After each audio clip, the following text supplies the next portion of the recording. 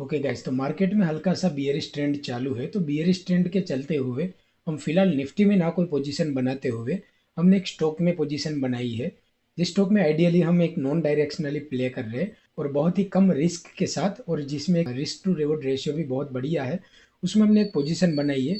तो आज की वीडियो में हम देखेंगे कि वो पोजीशन कैसे बिल्ड की, पोजीशन बिल्ड करने में हमने कौन कौन से पैरामीटर देखे, क्या टेक्निकल एनालिसिस था, कहाँ पे स्टॉप लॉस रहेगा, कहाँ तक हम इसमें होल्ड करेंगे और कितना हम इसमें आरओआई परसेंटेज में निकाल सकते हैं। वो सारी की सारी चीज़ें हम आज वीडियो में देखेंगे और उसके साथ आप देखेंगे कि स्टॉक को सिलेक्ट करने के लिए कैसे उसका टेक्निकल एनालिसिस किया जाता है और हर एक टेक्निकल एनालिसिस पैरामीटर को कैसे एक पर्टिकुलर पॉइंट में डिफाइन करके तीन चार कॉन्फ्लुएंस पॉइंट डिसाइड करके हम वो पोजीशन को सेल की पोजीशन बनाते हैं, डेटा को साथ में लेते हुए। तो चलिए चार्ट के ऊपर और देखते हैं आज की पोजीशन हमने कैसे बिल्ड की। ऑलराइट गाइस, तो जो आज की पोजीशन हमने बनाई है थोड़ी सी पोजिशनल बेस पे बनाई है, क्योंकि निफ्टी में एक अच्छा खासा फॉल आ गया और अपने सपोर्ट लेवल से भी वो डाउन चला गया। तो निफ्टी की हम एनालिसिस थोड़ी देर बाद बात करते हैं, लेकिन जो आज की हमारी पोजीशन है वो स्टॉक के बारे में बात कर ले। तो हमने जो पोजीशन बनाई है वो बनाई है गोदरेज प्रॉपर्टी के स्टॉक में, जो फिलहाल आज 5.5% तक भी डाउन गया था। इस स्टॉक में हमने एक पोजीशन बनाई है ऑप्शन सेलिंग की, जो एक पर्टिकुलर लेवल के ऊपर के कॉल हमने बेचे हैं और पर्टिकुलर लेवल नीचे के हमने पुट बेचे हैं। वो क्यों बेचे हैं, क्यों बेचने चाहिए, और इसमें कितना प्रॉफिट प्रोबेबिलिटी रहता है, कितना परसेंट प्रॉफिट रहता है, और हमें कब तक होल्ड करना है और कब इसमें एग्जिट का हमें सोचना है। और ये पोजीशन बनाने के पीछे जो क्या टेक्निकल रीजन है, चार्ट के ऊपर क्या पैटर्न्स बन रही थी, कौन से कॉन्फ्लुएंस पॉइंट आ रहे थे, ये सभी चीज़ों की चर्चा हम आज चार्ट के ऊपर करने वाले हैं। तो आप बने रहिए वीडियो में आगे, आपको समझ आएगा कि टेक्निकल एक एनालिसिस चार्ट का पैटर्न देख के कैसे किया जाता है और टेक्निकल एनालिसिस के ऊपर इसमें जो हम पोजीशन बना रहे हैं वो कैसे मेंटेन करते हैं और कब तक इसमें हम होल्ड करते हैं।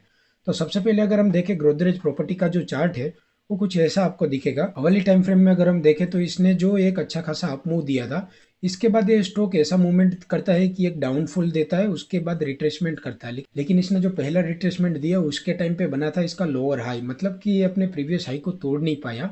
वहां से इसका शॉर्ट टर्म का डाउन ट्रेंड शुरू हो गया। बड़ी टाइम फ्रेम पे तो ये कंसोलिडेट पीरियड है, लेकिन छोटी टाइम फ्रेम में इसका डाउन ट्रेंड पीरियड शुरू हो गया। तो उसके बाद ये जैसे ही थोड़ा फॉल देता है फिर थोड़ा पीरियड कंसोलिडेट करता है, फिर थोड़ा पीरियड फॉल देता है, फिर हल्का पीरियड कंसोलिडेट करता है, फिर फॉल देने के बाद ये पीरियड पे इसने कंसोलिडेट किया। ये पीरियड पे कंसोलिडेट करने के बाद इसने यहाँ से एक अच्छा खासा फॉल दिया। ये फॉल देने के बाद और इसकी जो प्रीवियस हिस्ट्री है वो समझने के बाद ये चार्ट की जो फितरत है उसके ऊपर से हम बोल सकते हैं कि ये लेवल के ऊपर अभी ये थोड़ा सा टाइम स्पेंड करना चाहिए। अगर ये लेवल के ऊपर टाइम स्पेंड करेगा, ये एक हमारा एक रीजन हो गया। दूसरा क्या है कि एक चैनल फॉलो कर रहा था, ये चैनल को इसको फॉलो करते हुए वापस अपने चैनल के हाई की तरफ जाना चाहिए। ये दो हमारे कॉन्फ्लुएंस पॉइंट हो गए। तीसरा पॉइंट हमारा ये हो गया कि ये चार्ट जिस पैटर्न में चल रहा है वो पैटर्न बनने से पहले चार्ट ने एक अपनी बड़ी टाइम फ्रेम के ऊपर एक ब्रेकआउट दिया था। वीकली टाइम फ्रेम के ऊपर स्टॉक में जो inverted head and shoulder pattern बना था वो कुछ ऐसा था, जिसमें ये था इसका लेफ्ट शोल्डर, ये था इसका हेड, और जो इसका ये है राइट शोल्डर है। तो इसके ऊपर इसने जब ब्रेकआउट दिया, ब्रेकआउट देने के बाद ये इसका जो नेकलाइन बन गया था, नेकलाइन जो जब टूटा ऊपर की साइड में, तब इसने यहाँ से अच्छा खासा यहाँ से अपमूव दिया। ये अपमूव था कुछ 55% समथिंग का, जिसको भी हमने एक टाइम पे प्ले किया था। ये अपमूव था कुछ 55-60% का। तो ये जो अपमूव आया इसके बाद अभी डाउन ट्रेंड के मार्केट में स्टॉक एक टाइप का रिट्रेसमेंट लेने के लिए आ रहा है। तो अभी जो लॉन्ग टर्म इन्वेस्टमेंट हम करते हैं इसके लिए एक कॉन्फ्लुएंस पॉइंट बन जाता है यहाँ से बाइंग करने के लिए। तो स्टॉक बहुत ही बढ़िया है, यहाँ से बड़े बड़े बायर यहाँ पे एक्टिव होंगे।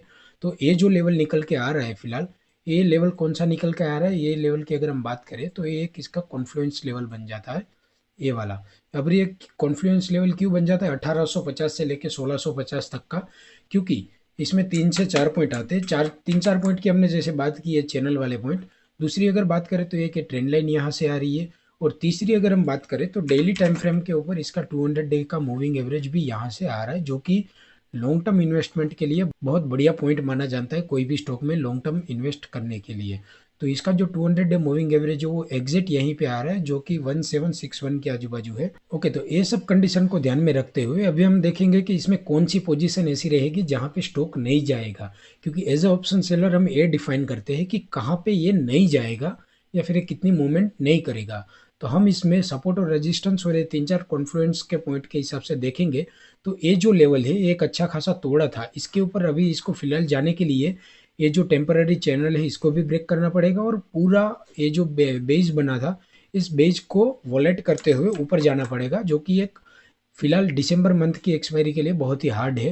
तो हम कुछ ए लेवल्स चूज़ करेंगे जहाँ का हम कॉल इसमें सेल करेंगे, और नीचे की साइड में हम देखें तो ये जो इसका ये सपोर्ट एरिया बन के आ रहा था, इसको ध्यान में रखते हुए हम नीचे जाएंगे। लेकिन हमने जो ऊपर का कॉल सेल किया, वो अपने करंट प्राइस है उससे कम से कम 13-14 पॉइंट अप है। तो डाउन की साइड में भी हम 13-14 पॉइंट का इक्वल पोजीशन बनाने के लिए देखेंगे, तो 12-13% कुछ आता है 1600 रुपये के समथिंग। तो फिलहाल एक गिनती को ध्यान में रखते हुए हमने 2000 का कॉल ऊपर की साइड से और नीचे की साइड से 1600 का पुट, ये दोनों चीज़ को हमने सेल किया है। और सेल करने के टाइम हम देखते हैं कि इसका आईवी और इम्प्लाइड वॉलेटिलिटी ज़्यादा हो, तो उस टाइम हमें मार्जिन अच्छा मिलता है। उसके बाद स्टॉक कहीं मूव करे या ना करे, लेकिन सिर्फ अगर आईवी कूल डाउन होगा तो भी प्रीमियम के भाव डाउन आते हैं। तो अभी 2000 का ऊपर का कॉल और नीचे के 1600 का पुट, वो दोनों मैंने सेल किया। लेकिन अनफॉर्चुनेटली 2000 के कॉल में हमें वो वैल्यू नहीं मिल रही थी जो मैं दो दो लॉट में काम कर रहा था। तो मैंने ऊपर की साइड में एक लॉट 2000 का और एक लॉट 2060 का सेल किया है। जो पोजीशन हम फिलहाल अभी देखेंगे ऑप्स्ट्रा में रन है, ये पोजीशन हमने बनाई थी, जिसमें 1600 का पुट 9.8 में हमने सेल किया, 2000 का कॉल हमने 14 रुपये में सेल किया और 2060 का कॉल हमने 10 रुपीज़ में सेल किया। जिसका अगर अभी हम करंट इसका प्रॉफिट लॉस देखें तो 2000 समथिंग चल रहा था, लेकिन फिलहाल रिफ्रेश करते हैं तो इसमें 1900 समथिंग का प्रॉफिट लॉस चल रहा है। और जो इसका करंट भाव चल रहा है ये वाला है 9.8 वाला, अभी 9.8 के आजू बाजू ही है। ये कम से कम मॉर्निंग में 17 तक गया था, तब इसमें 5000 तक का भी यहाँ पे लॉस चल रहा था। ये 14 रुपीज़ वाला 10 रुपीज़ चल रहा है और 10 रुपीज़ वाला 7 रुपीज़ चल रहा है। मतलब कॉल की साइड में अच्छा खासा यहाँ पे डिके हो चुका है, और कॉल हमें यहाँ से 1800 का प्रॉफिट दे रहा है और पुट अपनी जगह पे ही है, क्योंकि इसमें अभी आईवी कूल डाउन हुआ है। तो ये तीनों चीज़ों को ध्यान में रखते हुए अभी हम देखेंगे पोजीशन को, समझेंगे कि हमारा जो एग्जैक्ट पोजीशन है वो आगे कैसे रन करेगा ताकि हमें इश्यू ना हो। तो ये जो गिनती है इसके हिसाब से हम इसमें ऑप्शन में देखेंगे कि इसका कहाँ पे लोअर और अपर रेंज बन रहा है। तो 1580 से लेके 2050 के आजू बाजू इसका रेंज बन रहा है। तो हम चार्ट के ऊपर ड्रॉ कर लेंगे 1580, ये आ गया 1580, और ऊपर की साइड में देखें तो 2045 समथिंग का ये लेवल है। तो ये दो जो लेवल निकल के आया, ये लेवल हमने पहले से ही प्लान किया था कि हमारा सपोर्ट रेजिस्टेंस यहाँ पे अच्छा बैठ रहा है। आज 20 तारीख है और तकरीबन 30 को इसका एक्सपायरी है। तो आज से लेकर 30 तारीख तक हमारे पास अभी 8 ट्रेडिंग सेशन बचे हैं। तो 8 ट्रेडिंग सेशन के अंदर स्टॉक हमारी जो ये रेंज बन रही है, ये रेंज कम से कम 20-22% की है, जो कि है ऊपर की साइड में 12-13% और डाउन साइड में भी 12-13%। इस प्रोबेबिलिटी में ये रेंज के अंदर कहीं भी घूमता रहे, कोई इश्यू नहीं है। एक्सपायरी के दिन तक स्टॉक अगर यहाँ से 11-12% नीचे भी जाता है या 11-12% ऊपर भी जाता है, तो भी हमें कोई इश्यू नहीं होने वाला। और अगर इन द केस अगर बहुत ही शॉर्ट टर्म में, मतलब 1-2 दिन में, जैसे आज 5% डाउन हुआ, तो हो सकता है थोड़े टाइम के लिए 1-2 दिन के लिए फिर एक कूल डाउन हो, फिर 5% डाउन हो, 6% डाउन हो। तो अगर ऊपर की साइड में या नीचे की साइड में कोई भी लेवल ब्रीच करता है, तो हम इसमें एडजस्टमेंट ऐसे करेंगे। मान लो कि अगर अगर ये स्टॉक नीचे आते आते यहाँ पे आ गया और हमारा जो लोअर लेवल है उसके नज़दीक आ गया, तो हमारा जो फिलहाल सेलिंग है वो 2060 के ऊपर है। हम इसको फिर फर्दर डाउन करके 1950 के नीचे लाएंगे, क्योंकि उस टाइम जो पुट का भाव होगा वो ज़्यादा बड़ा नहीं होगा, क्योंकि टाइम डिका भी साथ में होता जाता है। तो वो जो प्राइस रहेगा उस टाइम का, वो प्राइस को मेंटेन करने के लिए हम पुट और कॉल दोनों के भाव को मेंटेन करते हुए दोनों पोजीशन को सेल करेंगे और उस टाइम पे एक बैलेंस पोजीशन बनाएंगे। इसके अलावा गोदरेज प्रॉपर्टी के स्टॉक में ऑलरेडी मेरा एक नेगेटिव बायस वाला पोजीशन चल रहा है, जो कि हम देख लेते हैं। फिलहाल वो एक ही लॉट में है, जिसमें मैंने तकरीबन ये मंथ, जब दिसंबर मंथ स्टार्ट हुआ तब 2300 का कॉल था, कुछ 48 रुपीज़ में बेचा था, जो अभी 3 रुपये के भाव पे चल रहा है। तो जिसमें हमें 14,700 समथिंग का प्रॉफिट चल रहा है। और 2600 का जो कॉल था वो हेजिंग पर्पज़ के लिए मैंने उस टाइम पे 11 रुपये पे बेचा था, जो अभी कुछ 1 रुपये समथिंग 60 रुपये से के आजू बाजू चल रहा है। तो आई थिंक अगर इसमें ज़्यादा गैप नहीं रहा, अभी 1 या 2 रुपये का ही गैप है, तो इसके लिए मैं एक्सपायरी के 8 दिन तक नहीं रुकूंगा। अगर और कोई अच्छा पोजीशन दिखा तो मैं इसको बीच में स्क्वायर ऑफ कर दूंगा, क्योंकि ज़्यादा प्रीमियम बचा नहीं है। तो ये वाला और ये वाला दोनों गोदरेज प्रॉपर्टी का में हम डेल्टा बैलेंस करके चलेंगे कि ये पोजीशन हमने आज ही क्रिएट किया है, और पोजीशन क्रिएट करते ही ये तकरीबन 2200 रुपये के प्रॉफिट में चल रहा है। तो ये पोजीशन आगे कैसे रन करता है, हम इसमें कौन से एडजस्टमेंट करते हैं, ये सब चीज़ें देखने के लिए आप चैनल को सब्सक्राइब करना ना भूलें, ताकि आप आगे जाके भी इसमें लाइव अपडेटेड रहे कि कैसे ऑप्शन सेलिंग का एक न्यूट्रल बायस बना के पोजीशन कैसे बिल्ड की जाती है और कैसे हम इसमें कंसिस्टेंटली 5 to 6% पर मंथ निकाल सकते हैं अपने कैपिटल के ऊपर। ये बहुत ही सेफ पोजीशन मैंने क्रिएट की है और स्टॉक बहुत ही वोलेटाइल है।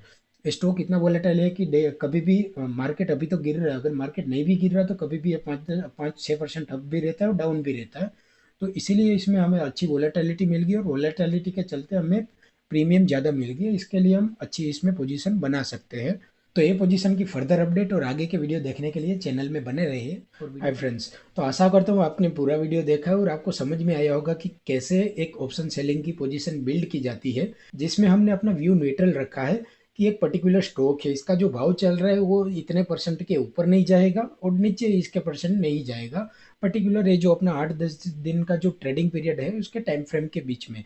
तो इस व्यू को साथ में लेते हुए, इसमें प्रोबेबिलिटी प्रॉफिट की बहुत ज़्यादा रहती है, इसके लिए व्यू को साथ में लेते हुए हमने इसमें अपना पोजीशन बिल्ड किया और ये पोजीशन को आगे भी रन करते रहेंगे। तो ये पोजीशन आगे कैसे रन करता है और कैसे इसमें कितना हम प्रॉफिट या लॉस निकाल पाते हैं, ये देखने के लिए आप डेफिनेटली चैनल को सब्सक्राइब करके रखें और आगे भी हम इसमें ऐसे ही स्ट्रेटेजी वाले कंसिस्टेंटली वीडियो अपलोड करने वाले हैं, तो चैनल में बने रहिए। और अगर आपने अभी तक चैनल को सब्सक्राइब करना नहीं किया तो डेफिनेटली उसको कंसिडर करिए और चैनल को सब्सक्राइब कीजिए और वीडियो को अपने फ्रेंड के साथ डेफिनेटली शेयर करें। धन्यवाद।